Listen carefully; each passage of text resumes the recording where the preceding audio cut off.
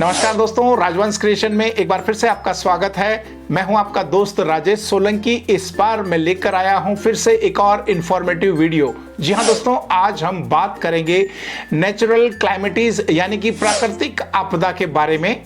दोस्तों, आज के इस वीडियो में हम समझेंगे प्राकृतिक आपदा के एक रूप यानी कि आकाशीय बिजली के बारे में। जी हाँ दोस्तों, बरसात के मौसम में अक्सर आसमान से बिजली गिरती है।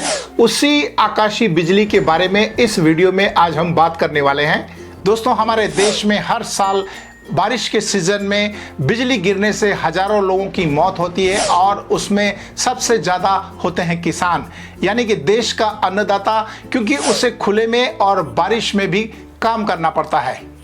आज के इस वीडियो में हम जानेंगे बिजली गिरने के कारणों के बारे में, साथ ही हम जानेंगे इस बिजली से बचने के कुछ वैज्ञानिक उपाय, यानी कि यदि आपके आसपास में कहीं बिजली गिरती है तो उससे कैसे बचा जाए, और जानेंगे कि बिजली आखिर कहां-कहां गिरती है। साथ ही एक इंटरेस्टिंग फैक्ट भी जानेंगे कि जैसे ही बिजली आपके आसपास गिरने वाली होती है तो आपको पता लग जाता है कि यहाँ बिजली गिरने वाली है।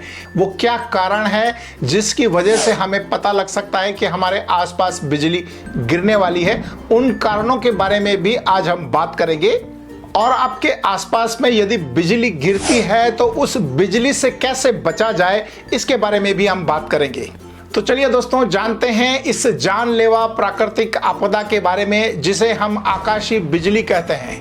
दोस्तों, जैसे ही बारिश का सीजन आता है तो चारों तरफ बिजलियां कड़कती है और कहीं ना कहीं हर रोज बिजली गिरती है।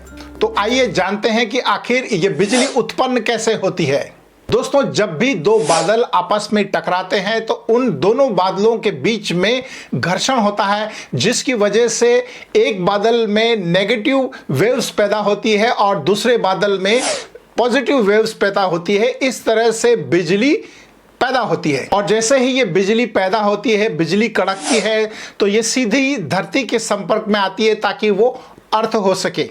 दोस्तों, 1872 में एक वैज्ञानिक थे जिनका नाम था बेंजामिन फ्रैंकलिन। इन्होंने अपनी रिसर्च में बताया था कि जब भी दो बादल आपस में घर्षण करते हैं तो इलेक्ट्रिसिटी जनरेट होती है। उस समय वो इलेक्ट्रिसिटी बहुत ही हाई वोल्टेज में होती है और ये बिजली इतनी घातक होती है कि जमीन पर आते आते इसकी पावर आधी हो जाती है, यानी कि 50% पावर फिर भी इस बिजली में होती है।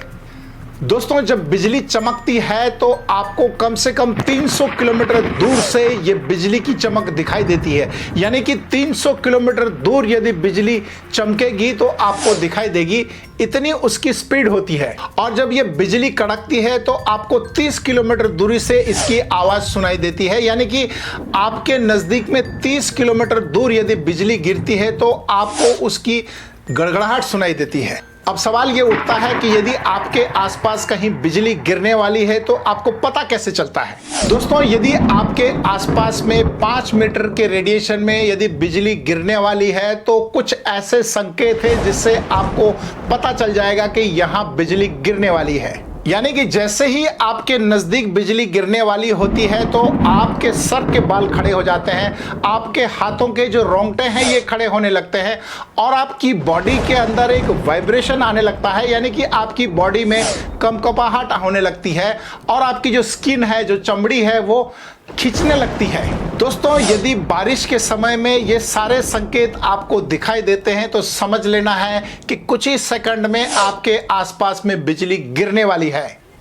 ऐसी स्थिति में आपको घबराना नहीं है। अपने दोनों हाथों को सर के पीछे दबा करके जमीन पर आपको बैठ जाना है और अपनी दोनों एड़ियों को, पंजों को जमीन के साथ सटा लेना है और जितना हो सके छोटे से छोटा टारगेट कर देना है। चूंकि बिजली जो है सबसे लंबी वस्तु होती है, उसको जल्दी अर्थ करती है, जैसे कि बड़ा पेड़ हुआ, लोहे का खंभा हुआ, कोई टावर हुआ, इन चीज़ों को वो जल्दी संपर्क में आती है और यदि आप जमीन पर चिपक के बैठ जाएंगे तो आप बिजली के संपर्क में कम आएंगे। दोस्तों, जब कभी भी बिजली गिरती है तो आपको भागना नहीं है, किसी बड़े पेड़ के नीचे नहीं खड़ा होना है और किसी भी खुले तालाब के पास भी खड़ा नहीं होना है। यही कारण है कि आपको किसी तालाब के नज़दीक में या बड़े पेड़ के नीचे खड़े नहीं होना चाहिए। अब जानते हैं कि आखिर ये बिजली ज्यादातर कहाँ गिरती है, कौन सी स्थिति में गिरती है, कौन से इलाके में गिरती है। जैसा कि मैंने आपको पहले बताया, बिजली हमेशा अपना अर्थ ढूंढती है, इसलिए किसी बड़े पेड़, बड़े खंबे, किसी टावर या खुले तालाब में ज़्यादातर बिजली अर्थ होती है, इसलिए इसके पास में या इसके नीचे खड़े होने से बचें। अब जानते हैं कि आखिर इस बिजली से बचा कैसे जाए। दोस्तों, अब आपको यहां पर कुछ डूज एंड डोंट्स का पालन करना पड़ेगा। डूज यानी कि आपको क्या करना है, डोंट्स यानी कि क्या आपको नहीं करना है। ये बातें आपको ध्यान रखनी पड़ेगी। दोस्तों, जहां तक हो सके खुले मैदान में बारिश के दौरान में मोबाइल का इस्तेमाल ना करें, क्योंकि इससे होता क्या है कि मोबाइल से रेडिएशन जनरेट होता है और बिजली अक्सर रेडिएशन को फॉलो करती है, उसके संपर्क में आती है, तो वो आपके कहीं ना कहीं बॉडी को अर्थ कर सकती है। किसी भी टीन शेड के नीचे या किसी लोहे के स्ट्रक्चर के नज़दीक खड़े ना हो, इससे दूरी बना के रखें। कभी भी झुंड में खड़े होने के बजाय जहां तक हो सके दूर दूर खड़े हों, ताकि यदि किसी के ऊपर बिजली गिरती है तो पूरे ग्रुप को वो इफेक्ट नहीं कर पाती है। इसलिए जहां तक हो सके झुंड बनाने से बचें। और एक और इम्पोर्टेंट बात, जहां तक हो सके किसी खुले वाहन में सवारी करने से बचें, जैसे कि किसी ट्रैक्टर में, किसी ट्रक में या किसी ट्रॉली में। चालू बारिश में यदि बिजली गिरती है तो उसमें सवारी करने से बचें। और यदि आप अपने घरों में होते हैं तो कोशिश कीजिए किसी टेबल पे, कुर्सी पे या पलंग पर बैठने की कोशिश कीजिए और अपने पैरों को जमीन के साथ ना सटाएं, इससे अर्थ हो सकता है। और यदि आप किसी बड़ी बिल्डिंग के अंदर हैं तो कोशिश कीजिए कि आप लिफ्ट का इस्तेमाल ना करें, क्योंकि लिफ्ट में भी बिजली अर्थ हो जाती है।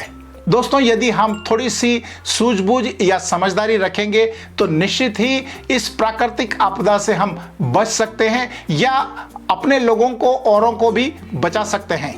दोस्तों, मैं उम्मीद करता हूं कि आज के इस वीडियो में मैं आपको नेचुरल क्लाइमेटीज यानी कि प्राकृतिक आपदा, आकाशीय बिजली गिरने से कैसे बचा जाए, इसके बारे में बेसिक इंफॉर्मेशन दे पाया हूँगा। यदि आपको आज का मेरा ये वीडियो इंफॉर्मेटिव लगा हो तो इस वीडियो को लाइक करें, अपने दोस्तों को शेयर करें, ताकि ज़्यादा से ज़्यादा लोगों को इसके बारे में पता लगे और वो भी सतर्क हो सके।